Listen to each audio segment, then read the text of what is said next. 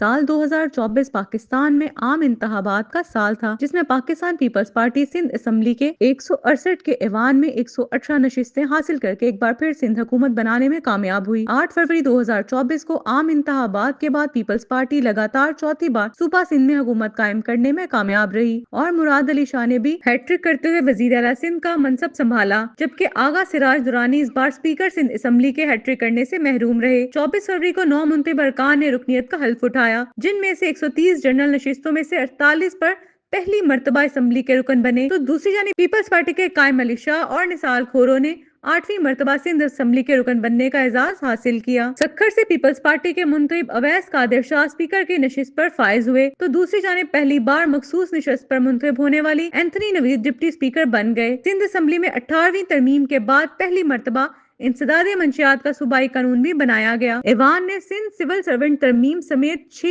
Act मंजूर किए। 26वीं आईनी तरमीम आईनी पंचिस के कयाम और अरसा एक्ट में मुजवजा तरीम के खिलाफ समेत कई करारदादें भी मंजूर की गयी, जबकि 26वीं आईनी तरमीम के बाद अब वजीर आला सिंध के मशीर भी ऐवान में अरकान के सवालात के जवाब दे सकेंगे। MQM पाकिस्तान 37 अरकान के साथ सिंध असेंबली की दूसरी और सबसे बड़ी अपोजिशन जमात बनी और अली खुर्शीदी को कायम हिज़्ब इख्तिलाफ बनाया गया। जमात इस्लामी ने सिंध असेंबली में 2 नशिस्तें हासिल की। मोहम्मद फारूक ने रुकनियत का हल्फ उठाया, ताहम हाफिज नईमुर रहमान और GTA के पीर मोहम्मद राशिद शाह राशिदी दस्तगीर राजा और मखसूस नशिस्त पर फौजिया वक्कार ने असेंबली रुकनियत को ताहाल हल्फ नहीं उठाया। तहरीक इंसाफ के हमायत याफ्ता 9 आजाद अरकान भी सिंध असेंबली ऐवान में बैठने में कामयाब हुए।